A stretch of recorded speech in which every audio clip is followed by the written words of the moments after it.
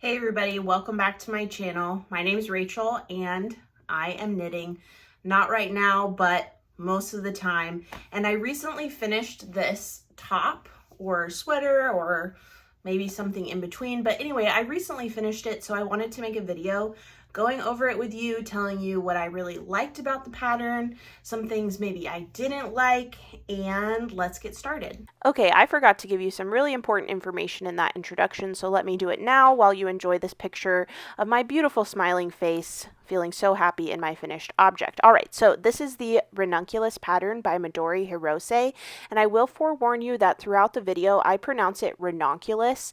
So sorry if I make your ears bleed doing that, but you know what? You do not know what you don't know until you know it, and now I know that's not the correct way to pronounce that word. So anyway, this is the Ranunculus. It is written for sizes 1 through 11, so you can knit it anywhere from a 46-inch bust to a 70 3/4 inch bust.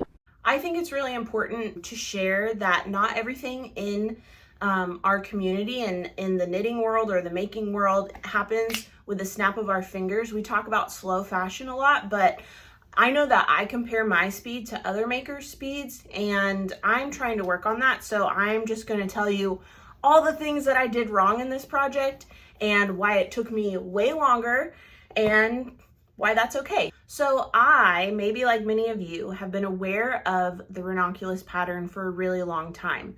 I use Ravelry, and I like to look at the Hot Right Now section of the pattern page.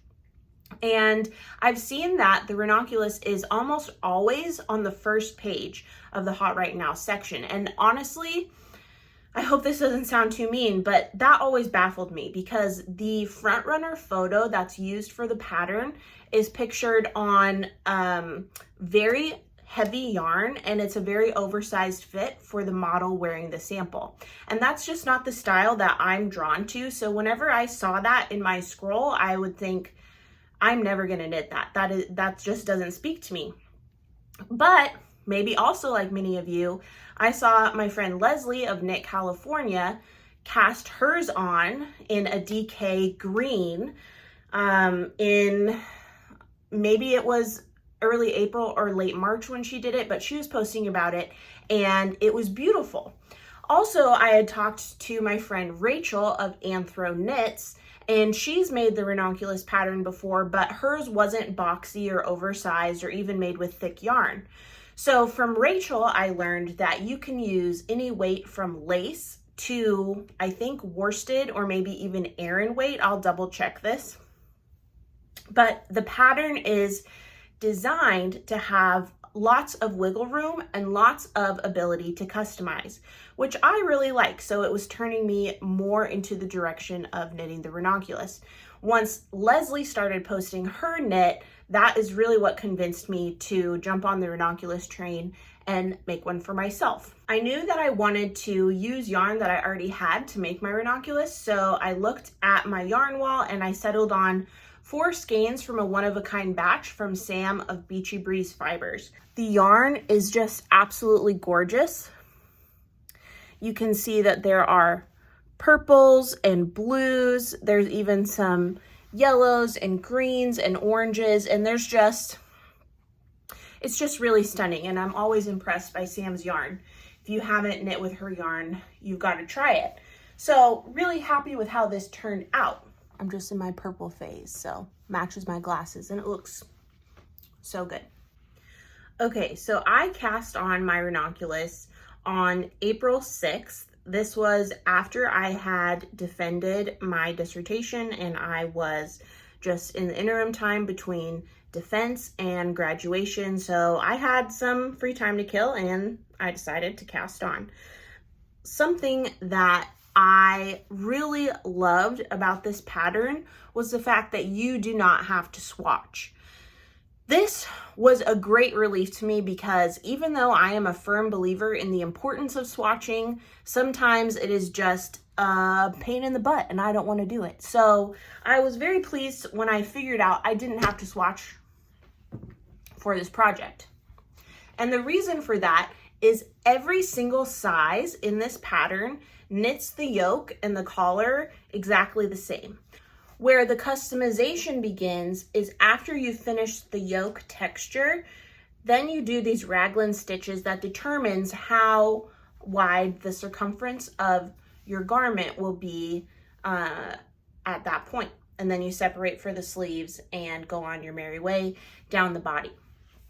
So that's really nice. And that's exactly what I did. I knit the yoke and I swatched it. I was nervous when I was blocking it because I was realizing that it seemed really small, but I thought it'll be fine. You know, you don't need to know your gauge, so it'll be fine. And I haven't even done the raglan increases yet, so there's nothing to worry about. I blocked it, I laid the yoke flat to dry, and then I realized my mistake. I couldn't even fit it over my head without struggling. And the reason for that is because I knit that whole yoke with the incorrect needle size. In the pattern, it calls for size 10 6mm needles, and I used size 6 4mm needles. I almost said noodles. I did not use noodles to knit this. So all that to say, I had wasted all that work and the yoke was not even going to be salvageable. So I frogged that yarn and I recast on in the correct needle size. I don't typically use those larger needle sizes, so it's kind of a love-hate relationship whenever I need to use larger needle sizes. I'm used to using size 2 through size 8, so it was an adjustment to use those larger needles, but once I got the hang of it and I adapted and I, got reacclimated to using larger needle sizes, since I don't use them often, then it was pretty much smooth sailing. But like that hurdle to get over that was kind of annoying. So beginning of April, I cast it on, I knit the yoke with the incorrect needle size. I had to restart it with the correct needle size because the first attempt was not salvageable. The difference between those two needle sizes, the needle size I used and the needle size I needed to use, were so disparate. It wasn't like a jump between one needle and the next size up. In fact, let me show you how big of a disparity between these needles. So great, I don't even have the right size to show you that I used, so we'll use the next size. So this is actually a teeny bit bigger than the size I used, and this is the size I was supposed to use. So as you can see, there's a huge disparity. If your stitches are going to mimic the size of your needle, and there's so much difference in the circumference between the needle you use and the needle you're supposed to use, that's going to create a huge problem for your garment. And that's exactly what I did. Attempt number 2. We are now creeping towards the middle of April, and I need to go to a conference. So I pack up a few projects. I bring my Ranunculus, and I don't even know what else I brought because I didn't work on any of them because I was so enthralled with my Ranunculus that I had to keep working on that exclusively. So I continued working on that while I was traveling, and that was great. The nice thing about the Ranunculus, or one of the many nice things I should say, the yoke is so engaging. On my Instagram stories, I compared it to when those treat bowls that have like all those little nooks and crannies, or maybe like even a pillowcase that you like hide dog treats in and crumple it up, and then your dog has an adventure and it like has sensory stimulation to find treats in each of the little nooks and crannies of that toy or sheet or pillowcase or whatever you have them in. That's what this yoke felt like to me. I felt so engaged. Every row is a new treat, and they're not all that different. Most of them are variations of the same technique to make a really beautiful end result. So I was super happy with the process of knitting it. And once the yoke is complete, it's simple stockinette down the body. I only added 5 rows of stockinette before the ribbing on my sleeves, so those were quick and easy to do. And this, like I said, only took 4 skeins of fingering weight, so held double. 4 skeins of fingering weight held double. So just so happy with the process of knitting this despite the fact that there were all those roadblocks. The next issue I ran into is when I ran out of yarn I already had caked for my second attempt. Instead of taking a new skein and winding it into a cake, I frogged my first attempt and I reused the yarn from that first attempt without resetting it. So if you're familiar with yarn that's from a project you frog, it looks like a pile of ramen noodles. It's very crimpy, and I thought that it would block out, but I was wrong. So I did learn something through this process. So I did ultimately frog back that section I have labeled as crimpy yarn before moving forward to what I thought was the finished length.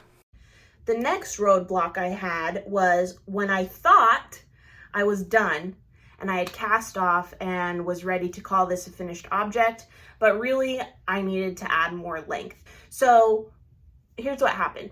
A lot of times when I wear my hand knits, my kind of recipe for styling my hand knits is to put them on top of a swing dress and have the hand knit garment be cropped, either extremely cropped or slightly cropped, but kind of so it hits at where I think what you call an empire waist would be.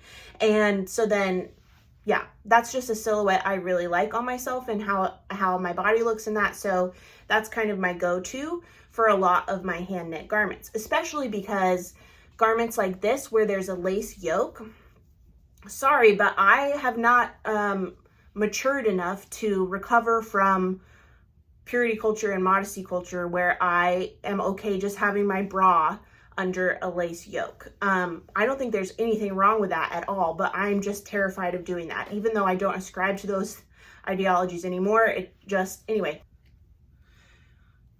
YouTube makes me nervous, so I get sweaty. So I need to have a shirt underneath my lace or my eyelet yokes. Typically, the best case scenario is to have a tank top swing dress underneath my knit garment. And something that you'll notice now that I'm trying out is styling hand knit garments over button down shirts that I get from my husband. So these ones are gifted to me from my husband's closet, and I absolutely love how they look with a hand knit on top of them. So anyway, okay, so back to my train of thought. So I finished this garment. I thought it was done, and I had it cropped. Remember, I have 4 skeins of this yarn, but I wanted to stop at 3 just to see what it would look like, because I have 3 skeins of a one-of-a-kind batch from Aslan of Tidal and Current. Her studio is in Astoria, Oregon. And since I only have 3 of these skeins, I wanted to stop at 3 skeins on my purple to make sure I would have enough to make a ranunculus in this yarn. I actually did cast on a ranunculus in this yarn, but I found that the texture of the yoke and the variance of color in these skeins were competing with each other. So I think I'll probably find a stockinette project or a more simple, less textured project so the color can be the focal point and not be competing with the texture of the ranunculus. So anyway, all that to say, I had cropped my purple ranunculus to see and to confirm that I could do 3 skeins of DK weight yarn and have a complete garment. But since I did have another skein of this purple, I went back, I undid my Italian bind off, I undid the ribbing, I picked up my stitches, and I added length. And I'm really happy I did, because this looks amazing over the shirt, if I do say so myself. So I wouldn't normally style this with shorts, but it is so dang hot that that's what I did today. So I think this will be a great teacher outfit in the fall. Probably not the spring, it will be too hot, but I think I could definitely mold young minds in this fit. So now let's talk about the modifications that I made to this pattern for my finished garment. On the sleeves for the pattern, it calls for an I-cord bind off, and no, I'm not doing that. I want my sleeves done so I can move on with my day. So I just did a simple 1x1 rib and then a traditional bind off. I don't know what it's called, but basically the most boring bind off. That's the one I did. And that was great. Like I said earlier, I did 5 rows of stockinette before I moved on to the ribbing. And I love that length. I'll probably do that again for another short sleeved version of this top. Another modification I did was I just did traditional 1x1 ribbing. I did not do twisted ribbing. And the way you achieve twisted ribbing is by knitting through the back loop on your knit stitches. And first of all, I think that is a pain in the butt, so I'm not going to do it. Second of all, I don't like how it looks. It's just not my preference. So I modified it and I did not do twisted rib. If you ever see me do twisted rib, it's because it's a test knit or a sample knit, or I decided to hate myself. Okay, so, but I reserve the right to evolve and change my mind at any point. And so do you. So I modified. I did not do twisted rib. So something I'm learning as I make this YouTube video is I should write down what I want to say before I start filming, because now that I'm here, I'm just sweaty. I have no idea what I want to tell you, but I'm doing my best. Okay, I remembered. So the customization options begin from the moment you cast on. There are 2 cast on options that are listed in the pattern. The one I did uses a provisional cast on, which makes a smaller neck opening. The provisional cast on is kind of tedious. It can be annoying if you are really excited to start a project and cast on and get going. But I think that the end result is worth the hassle. So I did opt for the cast on option that uses provisional cast on. There is another option for cast on provided, which is the double twist loop cast on.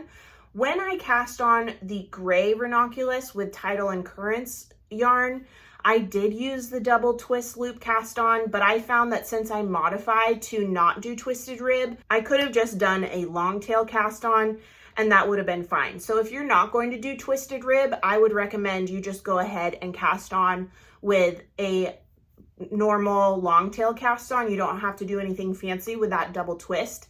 If you are going to do twisted rib, then I would definitely recommend learning the double loop twist. That's a tongue twister.